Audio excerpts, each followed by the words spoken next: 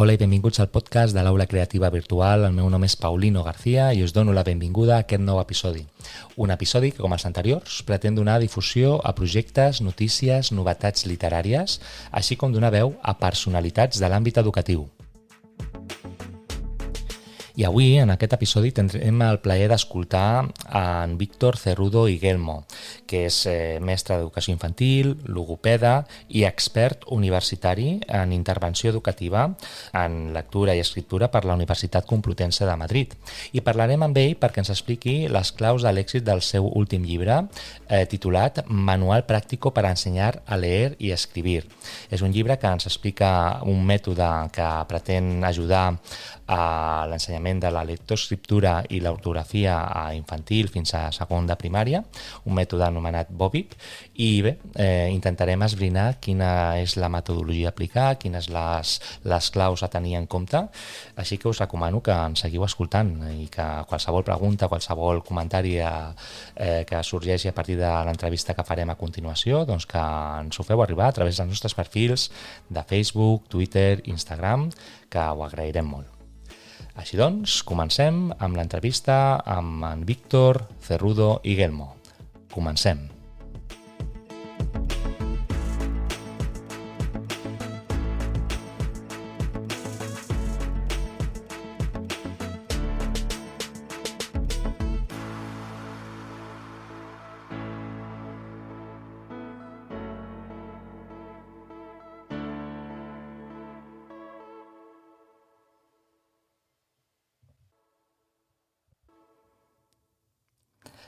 Hola, buenas tardes, Víctor, y bienvenido a nuestro programa. Es todo un placer, un honor tenerte con nosotros y dedicar estos minutitos que estaremos juntos a hablar de cosas importantes como es la enseñanza, ¿no?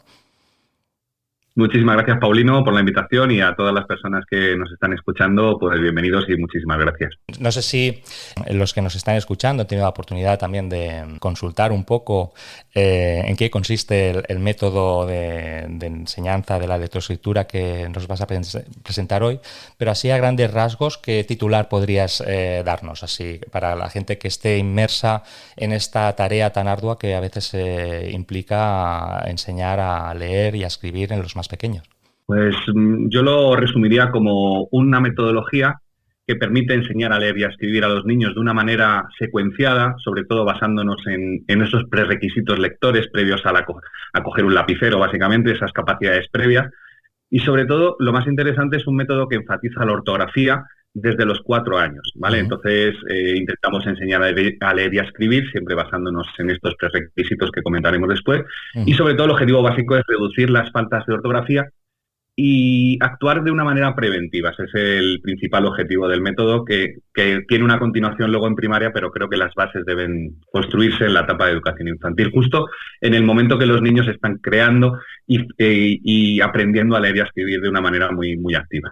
¿Qué crees que este método aporta a lo que a lo mejor se ha hecho hasta ahora en el ámbito de la enseñanza? ¿Crees que puede ayudar, que es complementario, que es un cambio de manera de concebir este aprendizaje? ¿Cómo lo describirías? Pues fíjate, el método realmente surge porque yo en los primeros años este método lo empiezo a desarrollar hace aproximadamente unos 14 años, y era muy habitual al principio de los 2000, 2005, que los colegios se centraran mucho en lemas muy publicitarios, ¿no? El bebé lector, los niños que empiezan a leer, infantil y lectoescritura. Y a mí, yo estaba recién empezando a trabajar, pero a mí esa concepción de empezar demasiado pronto a leer y a escribir nunca me convenció. Uh-huh. Y además, otra incongruencia que detectaba es que nos importaba mucho que el niño escribiera mucho en infantil, que hiciera recetas de cocina, que escribiera cuentos, en un momento en que el niño no está muy preparado para ello. Pero en realidad yo percibía que nos importaba muy poco el cómo, es decir, pues ya aprenderán a escribir bien, qué más da que ponga una B o una V, las tildes ya las escribirá. Entonces, esa incongruencia fue básicamente la que me motivó a crear una metodología que lo que permite es que el niño se dé cuenta que existen unos sonidos conflictivos, la B o la V, la C o la Z. Entonces, lo que entrenamos en esta metodología es que cuando el niño detecte este sonido, pregunte al adulto cuál es. ¿Qué ocurre? Si el niño pregunta al adulto cómo se escribe una palabra, la primera vez que la escribe la va a ver bien, es decir, correctamente y ortográficamente adecuada. Y eso va creando una imagen en el lexicón o memoria ortográfica que permite que esa representación sea utilizada años después, momentos después, de una manera adecuada. Uh-huh. A mí me ha llamado mucho la atención en el libro, además que para quien no esté iniciado en este tipo de temática es muy ameno de leer, lo recomiendo a todos los que nos estén escuchando, es la importancia que le das al concepto de conciencia fonológica. ¿Nos podrías explicar qué importancia tiene a la hora de aplicar este método? Pues la conciencia fonológica es fundamental si queremos enseñar de una manera adecuada y ajustada a los momentos evolutivos del desarrollo de la lectoescritura. Uh-huh. Este concepto tiene ya muchos años, incluso desde los años 70 aparecen ya referencias. Y para definirlo de una manera contundente, es el mejor indicador del futuro éxito lector de una persona. Es decir, si conseguimos desarrollar la conciencia fonológica de nuestros alumnos y de nuestras alumnas, vamos a conseguir que el desarrollo sea ajustado y, sobre todo, adaptado a los momentos evolutivos de esta conciencia fonológica. Básicamente, la conciencia fonológica, a mí me gusta mucho Carmen Allende, que hace una de las primeras definiciones en la bibliografía española, que es la capacidad para manipular y utilizar las unidades sonoras del lenguaje, palabras, fonemas y sílabas, incluso la rima. Entonces, lo que hace el niño progresivamente en la etapa de educación infantil y el primero de primaria es manipular las palabras, las sílabas y los fonemas a nivel oral. Uh-huh. Lo bueno de la conciencia fonológica es que tiene una secuencia universal. De 3 a 4 años tenemos la conciencia de palabra, en la que el niño empieza a darse cuenta que el lenguaje oral está formado por palabras completas, palabras estables. De 4 a 5 años desarrollan la conciencia silábica, que es la capacidad para silabear las palabras. Cuando el niño empieza a decir pe, lo, ta, está inmersa dentro de esta etapa. Y por último, la conciencia fonémica, que es el grado máximo de especialización, en la que el niño comienza a segmentar los sonidos de la palabra, que abarca más o menos desde los 5 hasta los 6 años, aunque sería normal que llegara incluso hasta los 7 u 8 años de edad. ¿Qué ocurre? Que cuando el niño empieza a hacer los procesos típicos de es capaz de empezar a escribir, porque lo que hace es encontrar un sonido y transcribirlo a su grafema correspondiente. Está demostrado por cientos de artículos, que no podríamos estar dando referencias, podría daros cientos de referencias en las que se demuestra que hay una relación muy, muy estable entre el desarrollo del lenguaje, o sea, el desarrollo de la lectoescritura y el desarrollo de la conciencia fonológica. Donde hay más debate es si la conciencia fonológica es el causante del desarrollo de la lectoescritura o la lectoescritura potencia ese desarrollo del análisis de los sonidos, de las sílabas y los fonemas. Básicamente el consenso es que prácticamente hay una interrelación entre estos procesos. Cuando el niño empieza a silabear de manera progresiva en los 4 años, la conciencia silábica se desarrolla, uh-huh. Y cuando el niño empieza a escribir y a leer sus primeras palabras, la conciencia fonológica, la fonémica, que es la etapa de 5 a 6, se potencia básicamente. Eso es un poco el consenso que tienen los investigadores de todo este tema del desarrollo de la lectoescritura. Pero básicamente es el principal indicador del futuro éxito lector del alumno. Básicamente los niños que en 4 años comienzan a silabear, que son capaces de operar con las sílabas, son, por mi experiencia ya de casi 20 años siendo tutor de educación infantil, es que son los primeros que van a leer y a escribir al final de la etapa de educación infantil. Uh-huh. ¿Y crees que esta importancia que nos estás explicando de la conciencia fonológica se traslada no solo a las escuelas, sino también a los futuros maestros? Pues fíjate, yo considero que es el gran desconocido. Yo imparto cursos en el ISMIE de la Comunidad de Madrid, en los centros de formación del profesorado, incluso a centros que me llaman para impartir cursos. Y cuando empiezo a desarrollar la temática del curso, siempre pregunto que si conocen lo que es la conciencia fonológica. Y es cierto que alguna persona, algún profesor sí la conoce, le suena, pero no tienen una conciencia y sobre todo un concepto muy, muy desarrollado como profesores de la importancia que tiene en el futuro desarrollo del desarrollo de la lectoescritura de los niños.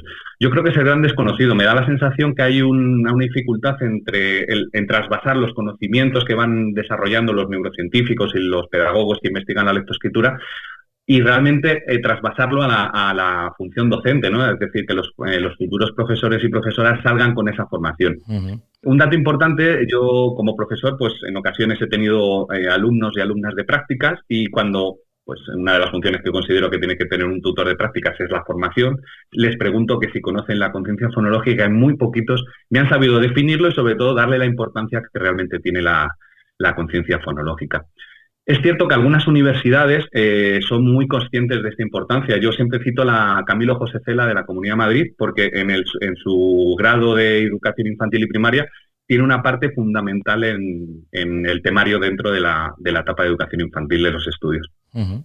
Entonces, podemos decir que depende un poco también del apartado de la política, de qué importancia le dan a los planes de estudio o qué objetivos se marcan, quizás, ¿no? En tu libro comentas que hay algunas diferencias, ¿no?, en cuanto a leyes educativas que se implantan en la Comunidad de Madrid, en el resto de España, ¿no? Entonces, a lo mejor ahí faltaría un poco de consenso, ¿no?, a la hora de abordar este aprendizaje que tendría que ser común para todos.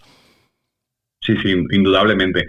Yo voy a poner el caso de la Comunidad de Madrid, que es lo más cercano a mí dentro de la legislación y sobre todo en el marco en el que yo trabajo. En el Real Decreto 17 del 2008 de la Comunidad de Madrid, que ha estado vigente hasta el 2022, uno de los objetivos de la etapa de educación infantil era leer y escribir frases y oraciones sencillas como objetivo de etapa. Esto significa que todos los niños que deben salir de la etapa de educación infantil a los 6 años deben saber leer y escribir, porque leer y escribir palabras sencillas es básicamente estar ya, digamos, bastante desarrollada esa capacidad.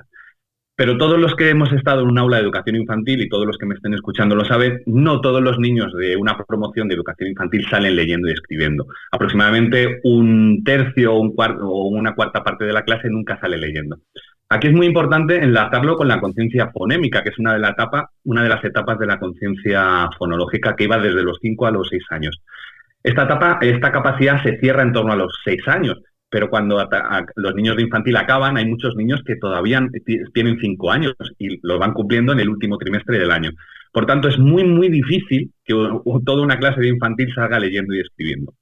Afortunadamente, en el decreto 36 del 2022 de la Comunidad de Madrid, por fin, ese objetivo lo cambian, lo reducen el impacto y es una iniciación a la lectoescritura.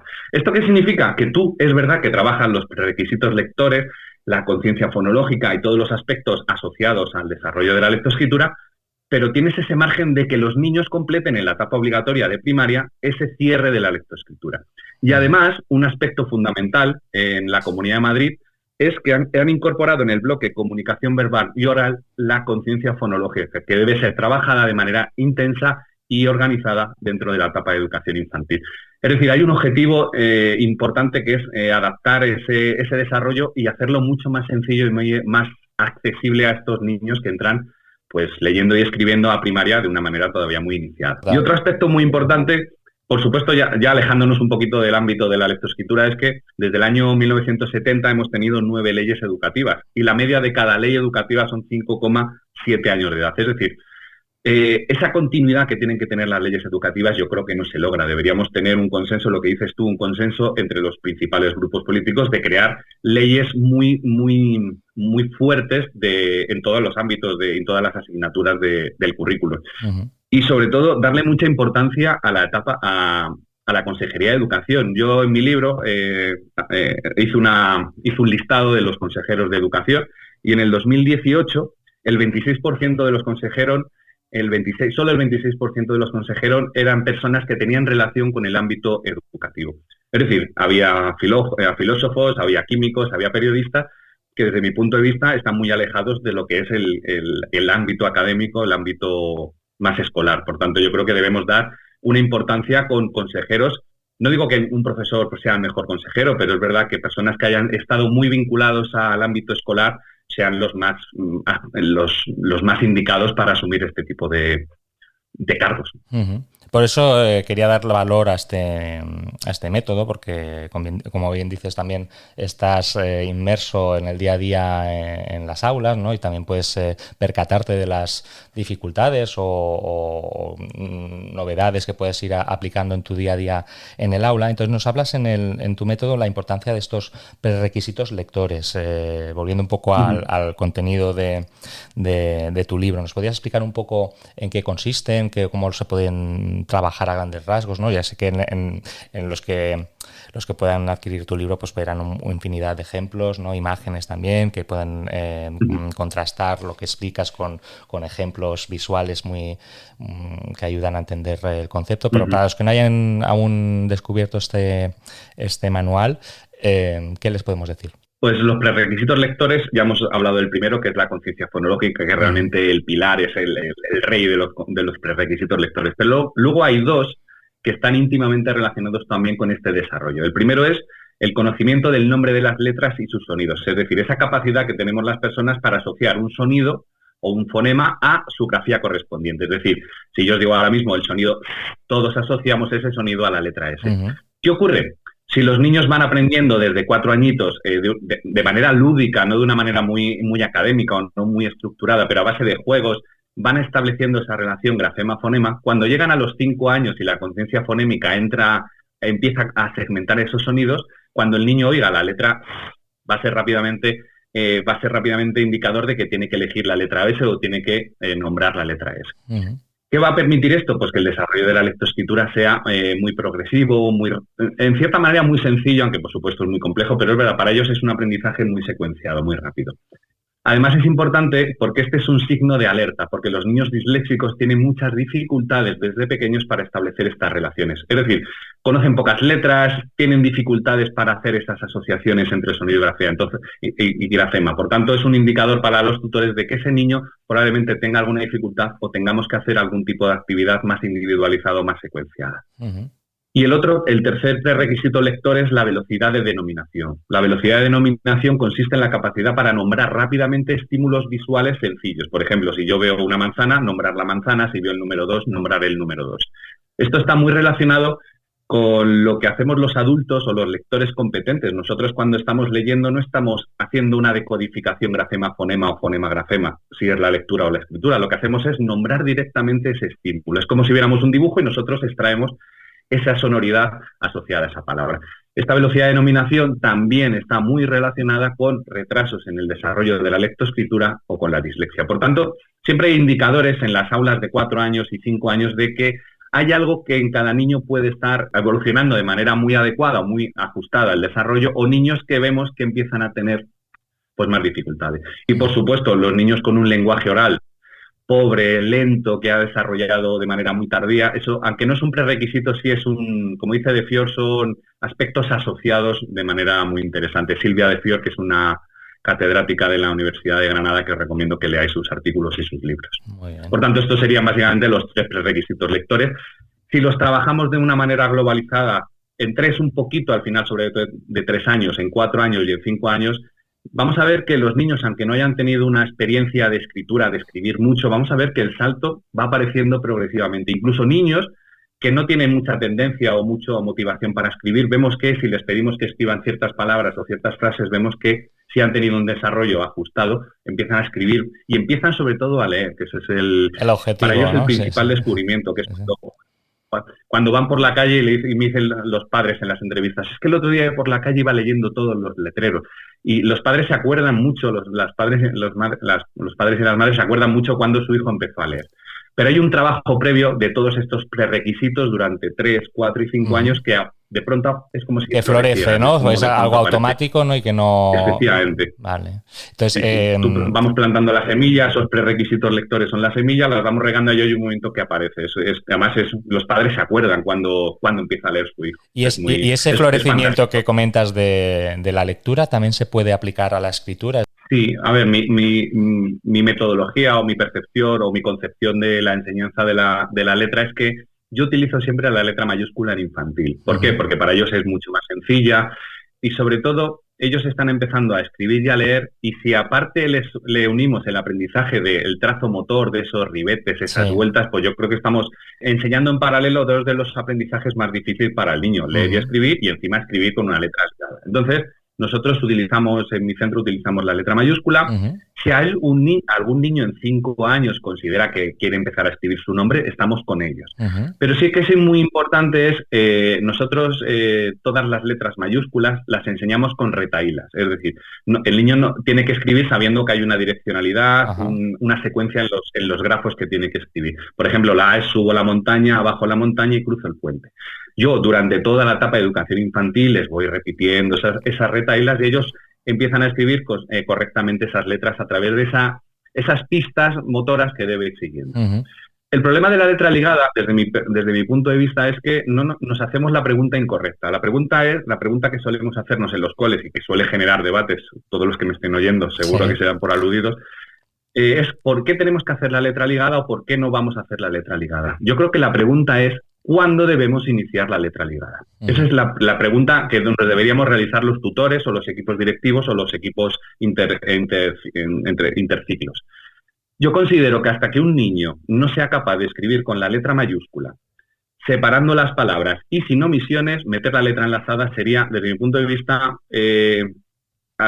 convertir en algo farragoso ese aprendizaje. Porque en el momento que el niño es capaz de escribir de manera rápida o de manera automática en mayúscula, se puede centrar, porque está liberando procesos cognitivos, en centrarse en los trazos. Podemos hacer iniciación de enseñar los bucles, las vueltas de la letra ligada, que son muy típicos. Porque a lo mejor es un esfuerzo cognitivo muy elevado, ¿no? En relación a lo que comentabas antes de, incluso parece un juego, ¿no? Aprender a escribir la letra A, la letra B, con estas retahílas que comentabas, y a lo mejor pues de la otra manera pues no es tan fácil hacerlo así, ¿no? Y puede incluso provocar esto que comentabas antes del rechazo a la lectura o rechazo, ¿no? Más adelante, ¿no? De si ha tenido que hacer un esfuerzo previo demasiado exigente, pues a lo mejor después hay más abandono hacia este hábito tan importante. Yo estoy convencido. Tú date cuenta, imagínate un niño de primero de primaria que ha entrado todavía con muchas omisiones, juntando las palabras de las frases, y encima tiene que ser consciente de cómo hago el trazo, cómo hago la A, cómo hago la L, además de hacer esa segmentación, además de planificar el mensaje, además de pensar qué voy a escribir a continuación, con omisiones, juntando las palabras. Pues al final ese texto para el profesor, para el adulto y para el niño es indescifrable, ¿no? Porque no se puede ver. Entonces, ¿qué ocurre? Que claro, si muchos niños que entran a primaria ya son capaces de escribir segmentando las palabras y sin omisiones, y otro grupo que todavía está muy iniciado. ¿Cómo organizas eso en el aula? ¿Enseñas a todos la ligada, aunque algunos no están preparados? ¿Vas terminando con algunos para empezar a letra ligada? Eso yo creo que es el principal problema. Pero yo creo que otra de las dificultades a nivel educativa de este país es que hemos acelerado mucho los aprendizajes. Los niños tienen que salir leyendo de infantil a primaria, en primaria ya tienen que estar formados. Si no están formados van a ir acumulando. Cuando yo creo que especialmente primero de primaria, sería enseñar a leer y a escribir durante todo el año. Uh-huh. Y sin prisas, porque ya en segundo, tercero, cuarto y en su vida irán haciendo tiempo para desarrollar. Pero ya queremos que en el primer trimestre o en el segundo ya escriban textos sin separando las palabras. Y hay niños que hasta los 7 u 8 años no cierran la conciencia fonémica, es decir, van a tener omisiones, van a tener dificultades en la unión de separar las palabras de su lenguaje oral al transcribirlo.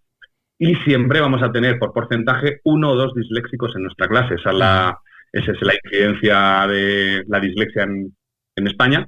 Por tanto, de una clase de 25 niños, 1 va a tener dislexia. Por tanto, tenemos que estar muy prevenidos y muy atentos a esos niños que entran a infantil, a primaria, con esas dificultades de conocimiento de las letras, de unión de palabras, de muchas omisiones en sus discursos escritos.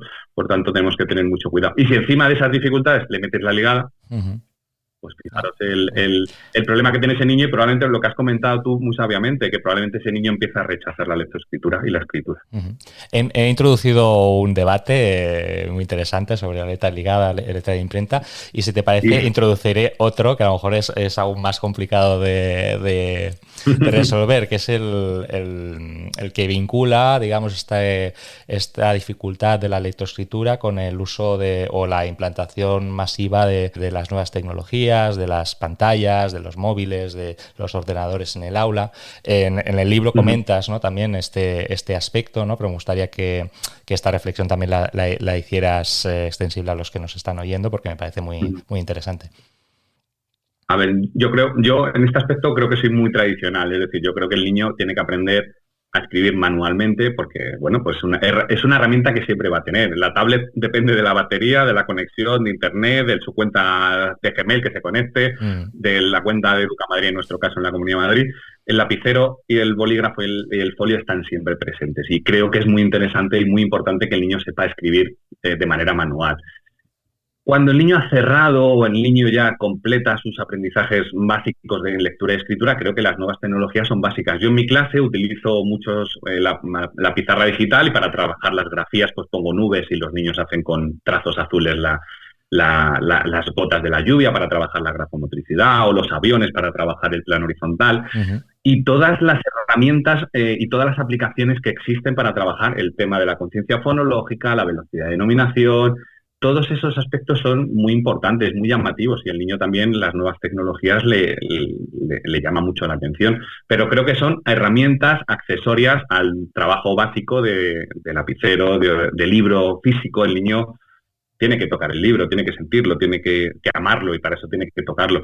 Las nuevas tecnologías nos ayudan mucho. Yo utilizo las nuevas tecnologías ahora mismo para escribir y para leer más que mi letra manual.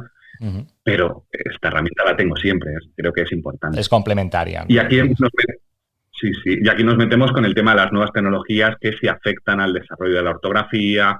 Yo en el libro lo hablo, y las nuevas tecnologías es una de las cabezas de turco más habituales en los medios de comunicación de las faltas de ortografía, ¿no? Es el uso de estos medios provoca que los niños escriban mal.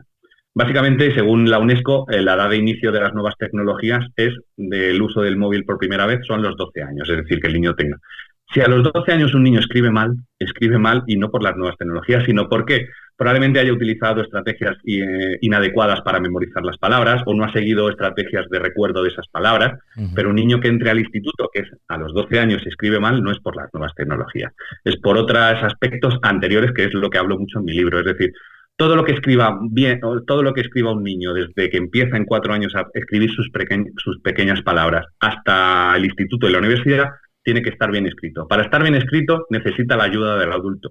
Y para pedir la ayuda del adulto necesita que cuando oiga el sonido Y, pregunta al adulto, ¿cómo se escribe lluvia con la L?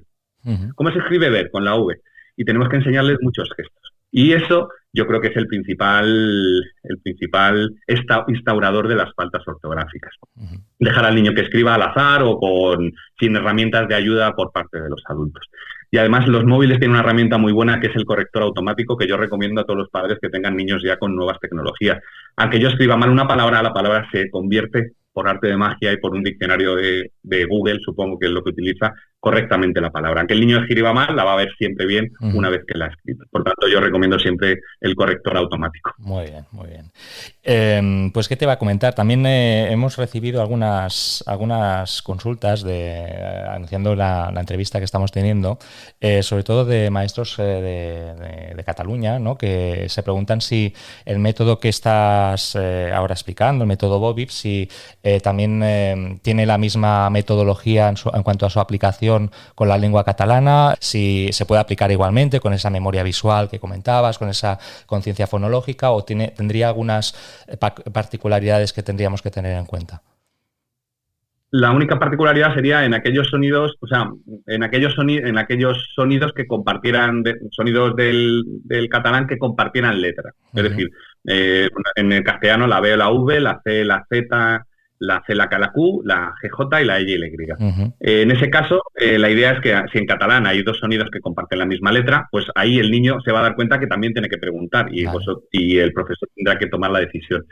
El método tiene una parte que es un método ideovisual, en el que una palabra convierte la letra a un dibujo para hacer una referencia. Por ejemplo, la letra ver se convierte en un dibujo de... Claro, esas palabras están en castellano, pero podríamos utilizar, por ejemplo, los ortodibus, que es exactamente lo mismo, pero una herramienta que podemos utilizar en el aula, en la que el propio profesor va escribiendo un dibujo que hace referencia a la letra a elegir.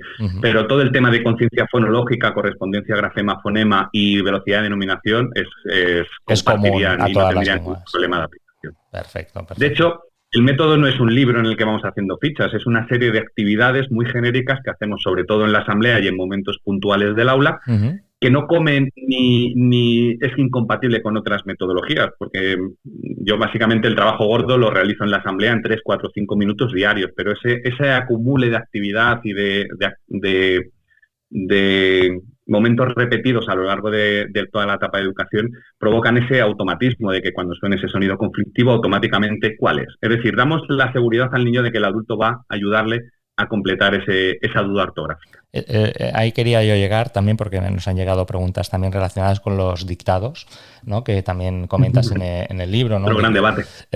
Cómo hacerlos, ¿no? Cómo hacer posible pues que las faltas de ortografía pues aprendan a escribir correctamente la palabra, o ayudando al niño o dejando que se fije en el error. Y bueno, también lo comentas en el libro y me parece también un debate interesante. Hemos abierto ya el tercer melón aquí, ¿eh? Hemos abierto primero el de las tecnologías, el de la letra ligada, y ahora es más. Incluso es más que el de la letra ligada de las nuevas tecnologías. Sí. Este está en todas las... Es cierto que con la ley BERT se obligó a hacer... Bueno, se propuso que todos los días se tenía que hacer dictado.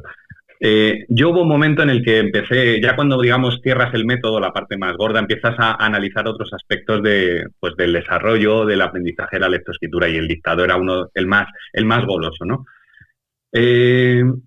Yo básicamente no es que el dictado sea bueno o malo, yo creo que no es una herramienta adecuada. ¿Por qué? Porque si el niño escribe mal una palabra, la va a ver mal. Por lo tanto, es importante que no vea sus propios errores. Y mi manera de trabajar es, si yo tengo una idea así un poco más rompedora o algo que no me cuadra, pues hago mi propio desarrollo de ese problema, y luego busco personas que tengan ideas similares. Y encontré a Carratalá, Barberá, Camps, que están en contra del dictado. El dictado lo que hace es obligar al niño a tomar una decisión. Si la sabe, muy bien, porque la va a escribir bien y va a seguir memorizando. Pero si la escribe mal, estamos enseñando que el niño vea una palabra mal. Yo en el libro propongo el dictado de los dos colores. ¿Qué ocurre? Nosotros hacemos un dictado, el niño va escribiendo, pero si no sabe cómo se escribe una palabra, deja un hueco y sigue escribiendo. ¿Vale? Cuando ha terminado, eso lo escribimos con un boli azul. Cuando termina el dictado, dejamos el boli azul y cogemos el rojo. Entonces, entre todos vamos corrigiendo, y donde haya un huequecito, vamos escribiendo con rojo. ¿Qué conseguimos? Que el niño...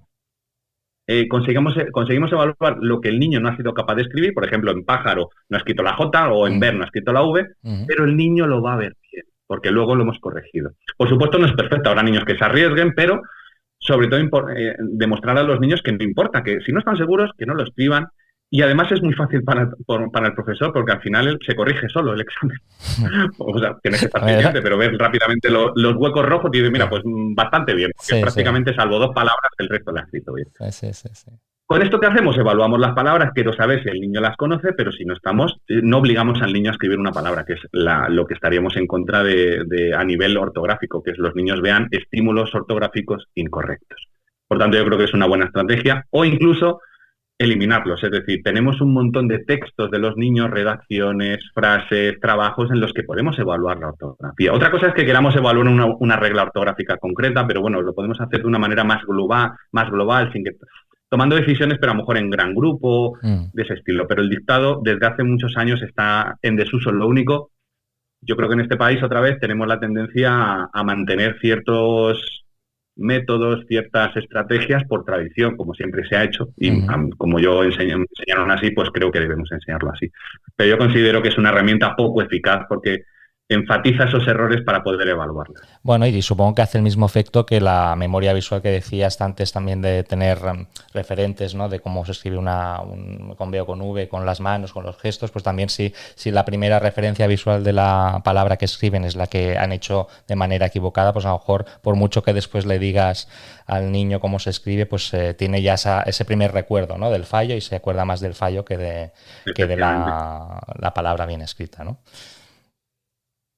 Un poco así. De hecho, una vez que la palabra queda almacenada en el lexicón, es muy difícil que sean capaces de buscar la palabra correcta. Yo siempre pongo el ejemplo de los profesores de ciclos superiores, de sexto, de quinto o del instituto. A veces tienen dudas ortográficas. ¿Por qué?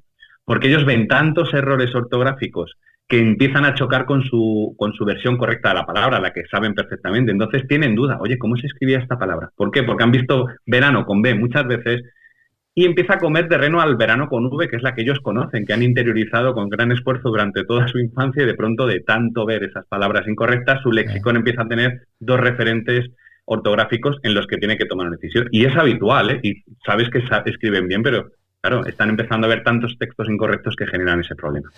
No sé si me estoy enrollando mucho. No, al revés, me parece súper interesante, y además yo también, como ejerzo de maestro de primaria, también me interesa también conocer estas maneras diferentes de encarar la lectoescritura, porque sí que es verdad lo que comentamos al principio, llegan a cursos superiores con un hábito lector muy deficiente, Sí. o con poca motivación, y esto es importante. Te quería comentar que estábamos hablando de acordarse de las faltas de ortografía. Pues una anécdota que me pasó este año es que me escribían globo, la palabra globo con V, y decía, ¿cómo puede ser? Es una palabra súper sencilla y demás. Pues resulta, pues claro, paseando por la calle, pues veía los riders que iban a enviar el globo, claro. ¿sabes? Y entonces, pues como veían la marca de la empresa cada 2x3, pues se pensaban que se escribía de esta manera, ¿no? Entonces, por eso la importancia que quería transmitir a los que nos están escuchando de esa primera imagen que te viene a la cabeza, de ese error o de esa palabra que a lo mejor no conoces, pero si nadie te dice que la has hecho mal, pues se te queda, ¿no? Y no hay manera de corregirla. Bueno, no sé si tienes alguna cosita así que haya quedado en el tintero, que quieras tú expresar a los que nos están escuchando, los que están conociendo por primera vez este método, que ven, yo tengo entendido también que impartes cursos también, ¿no? Que tienes tu propio canal también de YouTube, donde pueden ver también más información. Explícanos un poquitín sobre ello, para que te conozcan la máxima gente posible. Sí, pues hace un par de meses, en octubre, empecé un nuevo proyecto con Joaquín Valls. Joaquín Valls es economista, matemático y grafólogo.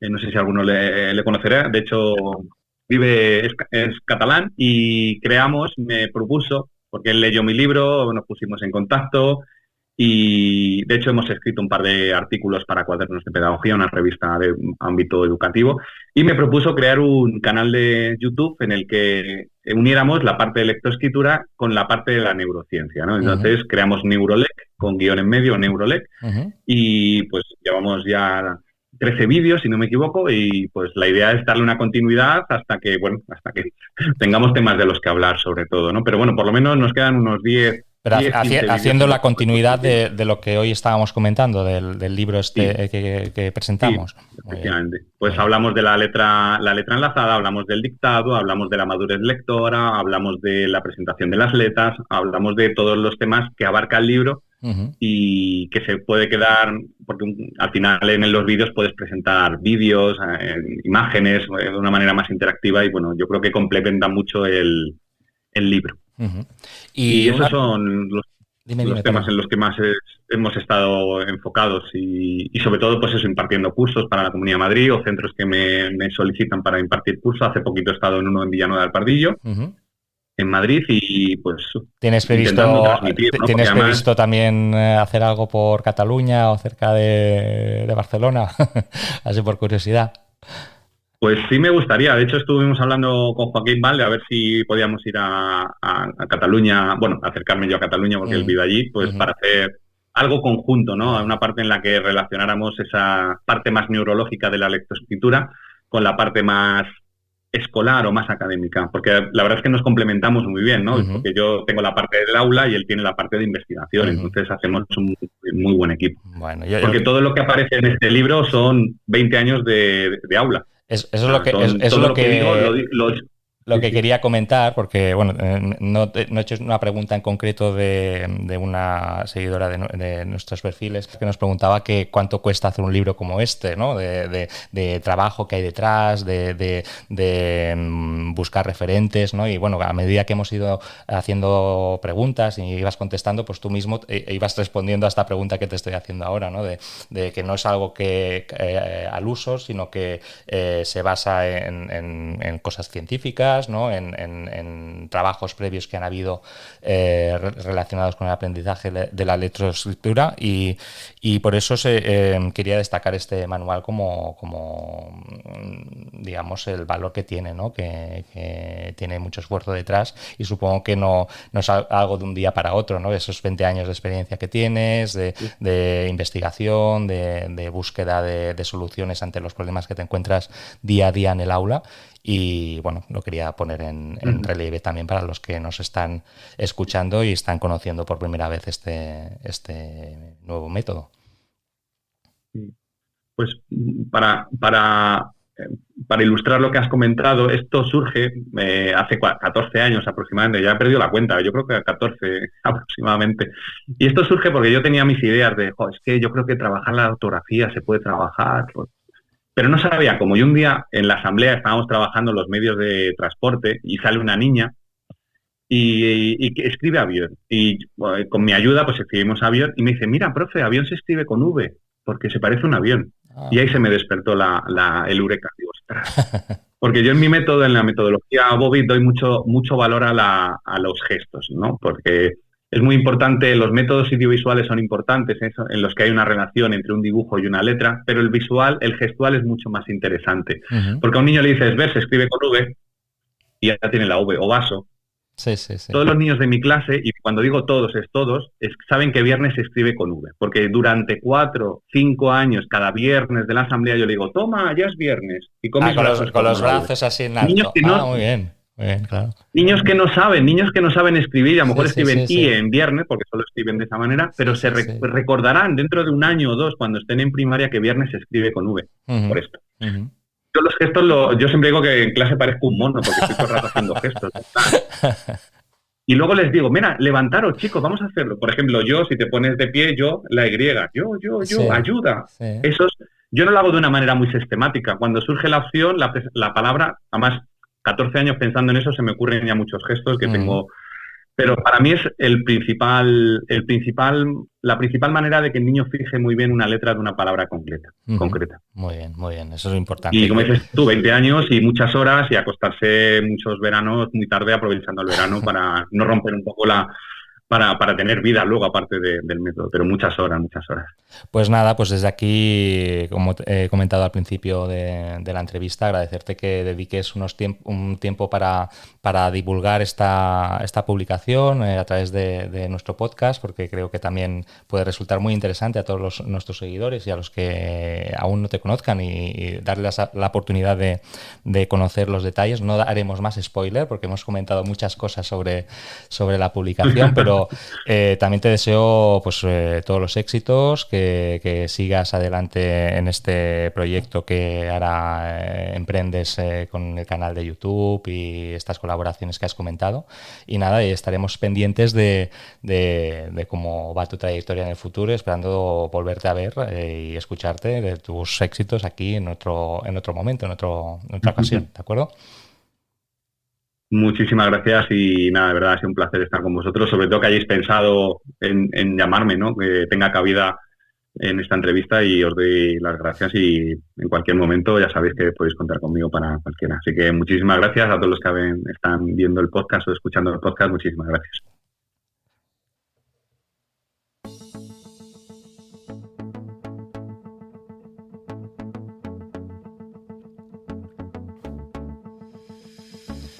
Doncs bé, espero que hagi estat del vostre interès aquesta entrevista realitzada amb Víctor Cerrudo i Guelmo, que recordem és el creador d'aquest mètode que pretén ajudar en l'ensenyament de la lectoescriptura i l'ortografia d'infantil fins a segon de primària, un mètode anomenat POVIP, i que ens ha presentat el seu darrer llibre, Manual Práctico para enseñar a leer y escribir. És un llibre de l'editorial Toro Mítico, que us recomano moltíssim perquè surten molts exemples de com abordar aquest contingut tan important en els més petits. I bé, recordo que qualsevol pregunta, qualsevol suggeriment o comentari que us hagi vingut al cap en relació a aquesta entrevista, doncs ens encantaria que ens ho féssiu arribar a través dels nostres perfils de Facebook, Twitter i Instagram. i bé, si hi ha alguna pregunta que no hem pogut fer al nostre convidat, doncs li farem arribar. Heu estat escoltant el podcast de l'Aula Creativa Virtual i el meu nom és Paulino García. Ens retrobem ben aviat.